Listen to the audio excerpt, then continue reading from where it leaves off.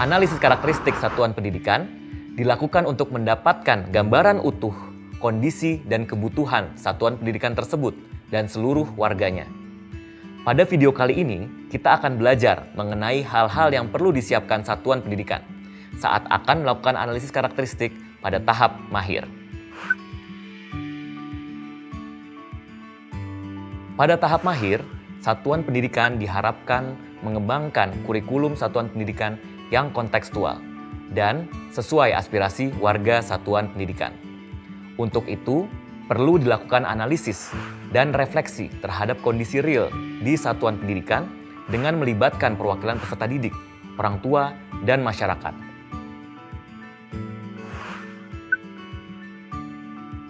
Analisis dilakukan dengan mengumpulkan informasi dari banyak pihak.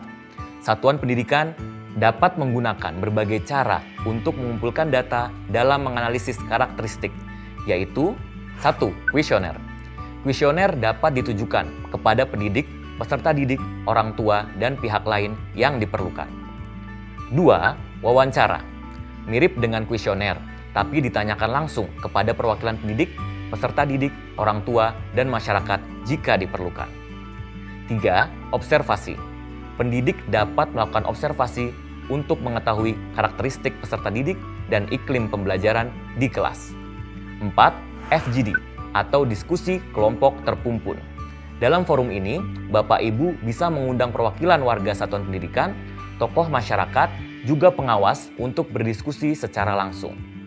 5. Rapor pendidikan.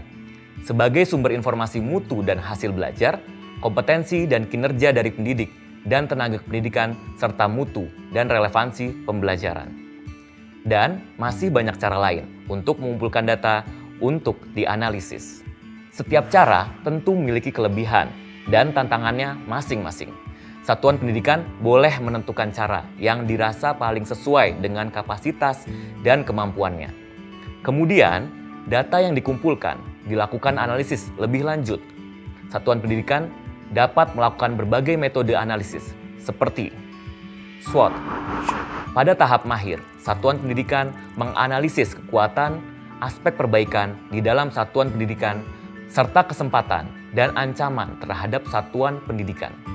Dengan mempertimbangkan sudut pandang kebijakan daerah atau nasional dan sudut pandang atau masukan berbagai pemangku kepentingan, seperti pihak internal dan eksternal satuan pendidikan. 2. T-chart. Grafik pengorganisasian berbentuk T yang membantu untuk membandingkan dua hal yang berbeda. Contoh, sebab akibat, pro dan kontra, sebelum dan sesudah. 3. Root cause. Alat bantu ini digunakan untuk menemukan akar penyebab dari permasalahan yang terjadi. 4. Fishbone. Metode ini digunakan untuk menganalisis sebab akibat dari suatu keadaan dan metode lainnya. Analisis karakteristik yang dilakukan pada tahap mahir dilakukan untuk semakin mengenali, menginternalisasi, dan menajamkan karakteristik satuan pendidikan itu sendiri.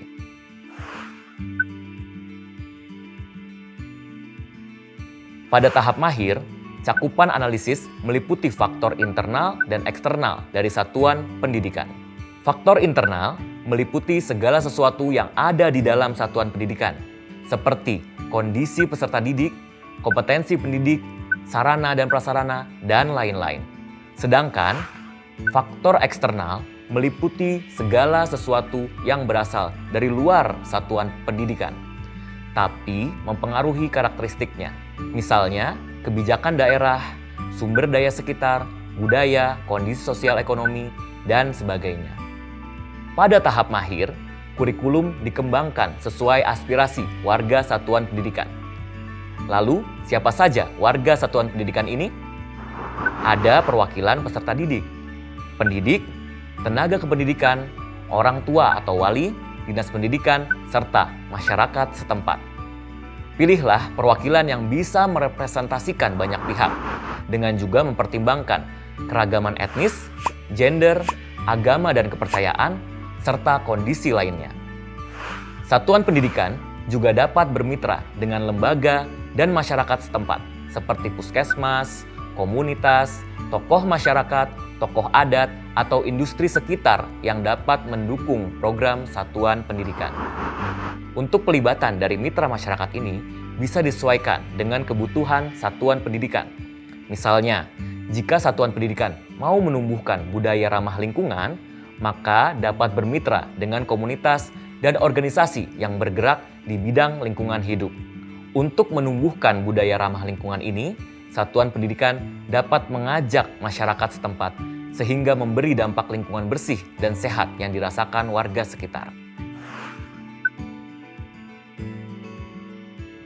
Output pada tahap ini adalah satuan pendidikan memiliki hasil analisis dan refleksi mandiri yang meliputi faktor internal dan eksternal.